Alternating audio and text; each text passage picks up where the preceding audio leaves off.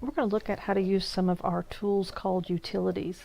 And you'll find utilities on your home ribbon down or towards the end, or you can find some of this information under your tools pull down menu for inquiry. And basically what we might be looking at is how do you know the distance, radius, angles, areas, volumes, regions, mass, list, ID points, time status, all of these different variables that you can determine about your drawing. For one, time is a really nice one to use if you're looking to see when somebody started a drawing or when they finished the drawing, how much time it took in editing. So if you're ever curious how long it takes you spending on a drawing, you can actually look at your elapsed drawing time and figure that. So on this utilities list, let's start out with just a really simple one. We're going to do ID point. So you've been learning how to use your coordinate systems to pick your points. Now we're going to do what's called an ID point, and we're going to go say I want to know where the center of D is. So I need to get to the middle of that, and right now we're going to be using what's called an object snap to find that.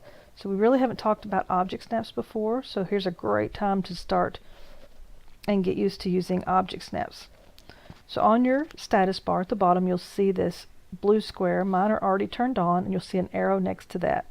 We're going to knock on that little arrow, pull that open, and you'll see a list of all these different types of object snaps, and they're all related to your objects.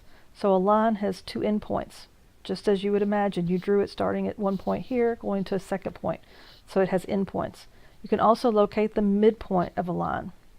You can locate the center of a circle, which is what I'm needing. So I don't have a check mark there, so I'm going to put a check mark next to it so it turns that object snap on. We've got one for a node. I'm going to turn it off because we don't need that right now. We've got one for a quadrant, an intersection, and perpendicular, which I don't really need, but I'm going to go ahead and turn on my tangent one.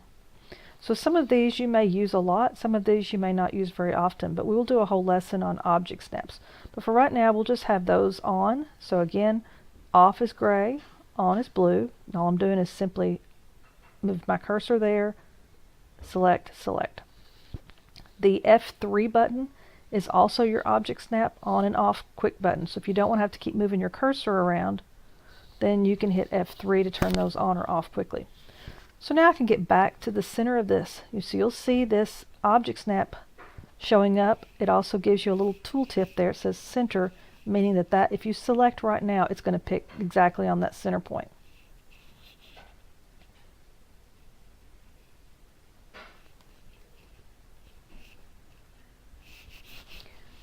So if I do ID point, I can go to the center point, select, and it tells me exactly the location of that point. Now the X is 12.6463, as you can see down in the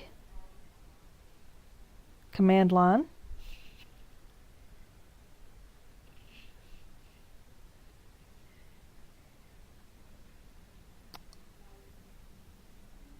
So down here is where you're going to find that information. So the ID point is 12.6463, and then the Y point is 9.0893.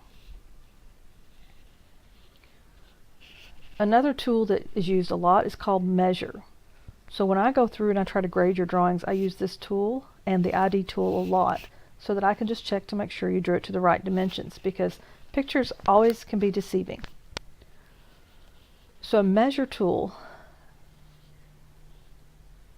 would say, okay, measure your first point to second point. So if I wanted to know how big the object was, I would want to measure the full outside perimeter. So I'm going to be using, again, those object snaps because I want accuracy. Since I don't know where any of these points are on my screen, I'm not drawing it right now, I'm not using coordinates or snap or grid, then I want to use those object snaps. So I'm going to pick my first point, and I'm going to pick my second point, and it'll show you all the measurements on your screen as well as at the command line. So the straight distance between those two is 18.9741. The X distance is 16.125. The Y distance is 10. The angle of that line, as I measured it, is 32 degrees from 0.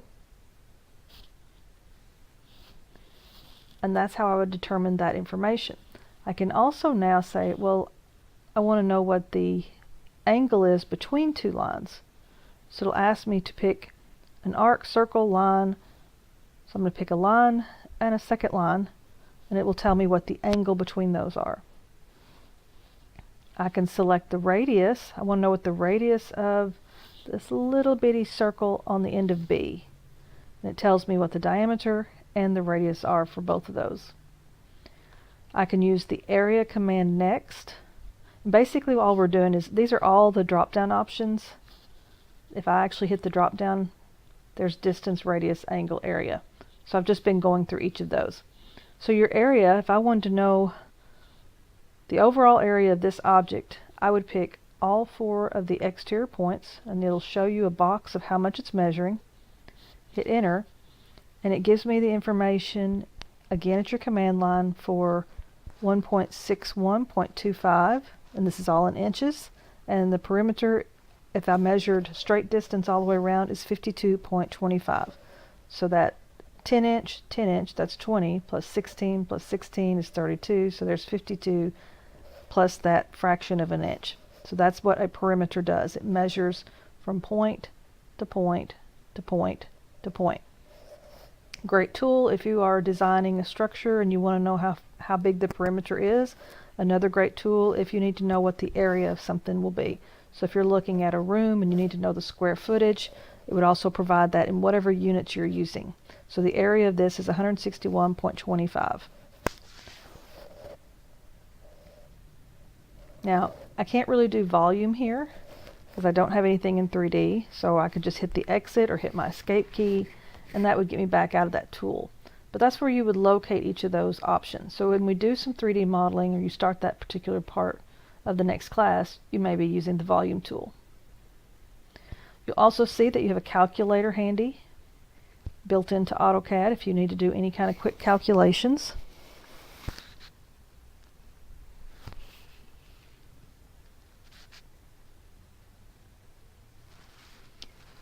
And if you go back to your tools option,